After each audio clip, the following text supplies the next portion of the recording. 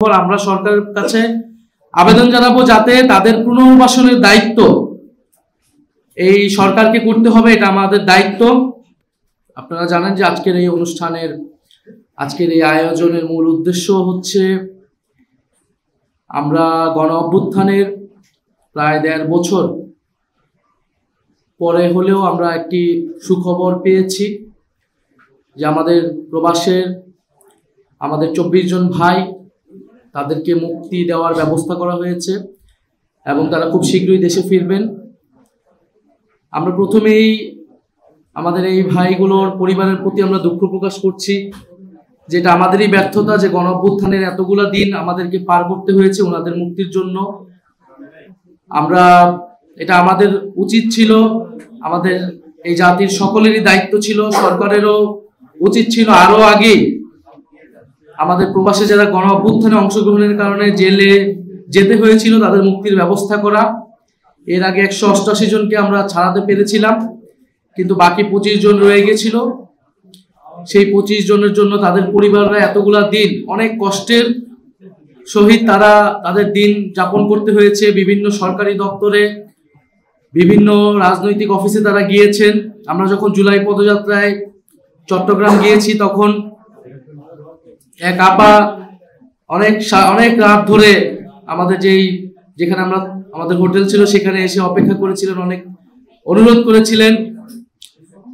আমরা চেষ্টা করেছি সরকারকে এই বিষয়ে বারবার অবহিত করার, সরকারকে চাপ প্রয়োগ করার, এবং আমাদের এনসিপি ডায়াসপোরা অ্যালায়েন্সে যারা রয়েছেন তারাও কাজ করেছেন বৈশ্বিকভাবে এটা জনমত তৈরি করা, এটা লবিং করার। কারণ এই মানুষগুলাকে আমরা মনে করি যে আমাদের গণ অভ্যুত্থানের শক্তি এবং তারা হচ্ছে জুলাই গণ অভ্যুত্থানের যোদ্ধা। ফলে এই জুলাই যোদ্ধাদের মর্যাদা নিশ্চিত করা আমাদের সকলেরই দায়িত্ব। গণ অভ্যুত্থানের সময় তারা যে সাহসী ভূমিকা পালন করেছিলেন সেটা এই জাতি কোনো কালই ভুলবে না। আমরা দেখেছি যে গণ অভ্যুত্থানের সময়ে যখন একটা পর্যায়ে আমরা বাংলাদেশের রাজপথে আমরা নামতে পারতেছিলাম না, আমাদেরকে ডিবি অফিসে ধরে নিয়ে যাওয়া হয়েছিল।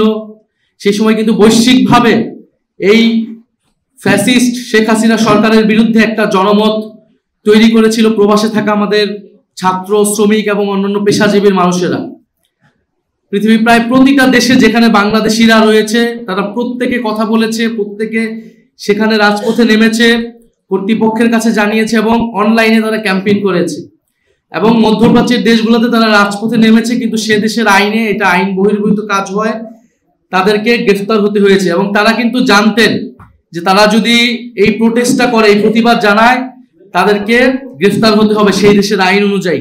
এবং যদি সরকার পতন না হতো তাহলে কিন্তু তারা কোনোদিনই হয়তো জেল থেকে মুক্তি পেতেন না, দেশে আসা তো পরের কথা।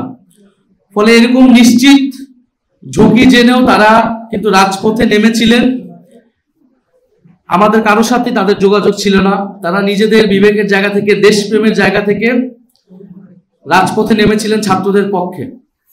ফলে তাদের সেই অবদানকে আমরা সবসময় স্মরণ করি, মনে রাখবো সারা জীবন। এবং অবশেষে তারা মুক্তি পাচ্ছে, এটা আমাদের জন্য, জাতির জন্য সুখবর। আমরা সরকারের কাছে আবেদন জানাবো যাতে তাদের পুনর্বাসনের দায়িত্ব এই সরকারকে করতে হবে, এটা আমাদের দায়িত্ব।